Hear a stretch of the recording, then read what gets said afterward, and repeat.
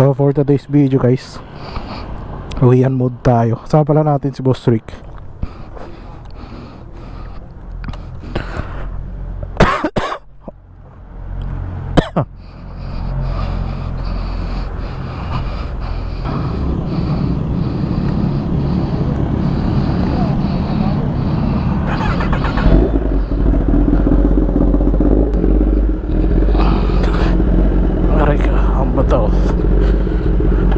So yun, for today's video, wala pa, uwi na kami, tapos na kami tumambay dito sa Starbucks. Konting kwentuhan lang paano nakalabas ulit. So yun, nabutan ba tayong disgrasya kanina? So ayan, kamusta kayo? Sana okay lang kayo. Timor Vlog here nga pala. Yes sir. So ayan guys, makakwento ko lang kung bakit ba tayo napasok dito sa motovlogging. Makakwento ko lang sa inyo guys, noon way back pandemic, tawag dito, syempre lahat hindi pa lumalabas dahil takot pa nga sa pandemic. Siguro mga 2021 to guys, pinapanood ko mga motovlogger, sila Motodeck, sila Joe Moto, yan pinapanood ko guys. Parang sabi ko, ang ganda no, sarap din nito magbablog ka, pamotor-motor ka lang. Sarap siguro ito, kaya ko siguro gawin to. And that time wala pa naman ako motor no. Tingin ako dito sa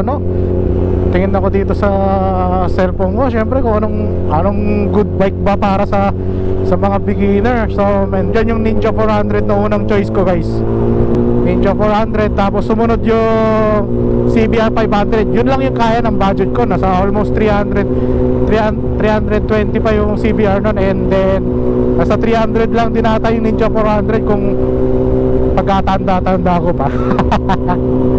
So yun, sabi ko bili ako ng motor, parang gusto ko mag-vlog guys.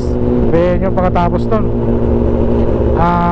nangyari, syempre wala tayong kalam-alam. Syempre vlog, ganito ginagaya ko talaga eh. Magre-review ako ng motor. Parang si Joe Moto, kasi siya talaga halos pinapanood ko, kasi siya lumalabas sa feed ko. Si Reed medyo sakto-sakto lang din, pasilip-silip, pero Joe Moto rin talaga the best.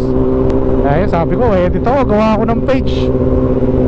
Itong paggawa ko ng page, medyo late na to eh. Pero may camera na ako, at least nung lumalabas kami. Hindi, ako lang noon eh, lumalabas ako. Then nakilala ko lang to sila Kyle lately na nung sumama tayo ng isang grupo. Then kumalas kami, then bumuo kami ng, halos kami lang din nila Kyle ang magkakasama. So yun, ito, napasok na natin yung mundo ng motovlogging nung kumuha na tayo ng page eh. Tapos yun, di ko alam kung para saan ba tayo. Hindi ko lang alam mag-vlog kung full vlogs. Ngayon kasi may reels na eh, tawag dito full vlogs ang ginagawa natin kadalasan doon. Wala namang short reels doon. Then di ko alam kung sa review ba ako or sa speed, yan, sa mga hataw. Pero no, habang tumatagal, doon mo makukuha kung anong content na para sa'yo eh. Mapa-practice mo yan as a content creator, motovlogger ka man o hindi. Malalaman mo sa sarili mo kung anong gusto ng tao eh. Kasi makikita mo yan guys eh, kung ano talaga yung tawag dito, ano ba talaga yung mabentang views sa'yo, ganyan. So syempre that time nagigil din ako magka-views. Although ano naman, content is content. Ang dami pa rin galit sa'yo kahit alam mo nang sinasadya mo na. Sinasadya mo sumibak, magtanong ng raider. Yun, then tayo, ito na tayo ngayon. Talaga sobrang niyakap natin ang motovlogging dahil ito na lang din yung way para ma-share ko sa inyo yung riding experience ko. Lalo na ngayon na naka-10R na tayo. At least, makita ko yung POV, yung mga gusto mag-big bike dyan. May idea sila kung anong POV ba ng isang rider na naka-big bike. Kadalasan ngayon, tambay lang ang ginagawa, you know.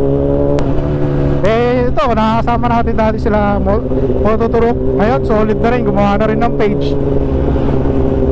Kasama si Boss Rick. Ayan, siya may-ari ng Star Force. Kaya shoutout sa mga hindi pa nakakaalam. Syempre may helmet station ng Star Force dito sa Tagupan. Kaya kung mga kailangan nyo helmet, dami dyan guys. AGV, Nolan, Shark, Evo, lahat na kung anong gusto mo. KYT, MT helmet, sake, on trip mo boy, kung anong cash sa budget mo, mayroon ng Star Force. Then Jabber Intercom meron din syempre. Yung gamit natin ako, Jabber Intercom tayo. Di nga lang rinig dito kasi pag nagsa-sounds tayo, ayaw ko syempre makaka-copyright to. Kaya medyo mahina lang yung sounds natin dito sa helmet natin. Pero yan, naka-sounds tayo. Shoutout din sa Jabber Intercom syempre sa pagsuporta sa Team Vlog. Kaya yun, kaya kung ikaw pangarap mo talagang maging content creator, nako, nasa sa'yo yan. Tuloy mo lang yung ginagawa mo. Gusto ko lang din makapag-share ng experience ko as a content creator dahil masaya rin naman eh. Masayang magpasaya ng mga tao. Kaya solid to mga followers ko sa akin eh. Mga basher ko nga dyan, naging top fan ko na eh. Ayaw na umalis kay Team Moto Vlog Boy. Kaya solid yan, love na love ko yung mga basher natin. Kaya syempre mahalo nyo sila Moto Turok guys, para yung mga ibang point of view din kayo, hindi lang point of view natin. Syempre para makita nyo rin yung POV nila na kasama ako, di ba? So yun lang guys, dami kong daldal na naman. Timor Vlog, I'm out guys. See you next vlog. Bye bye. Shish. Hindi na nawala yung shish sa atin eh, no?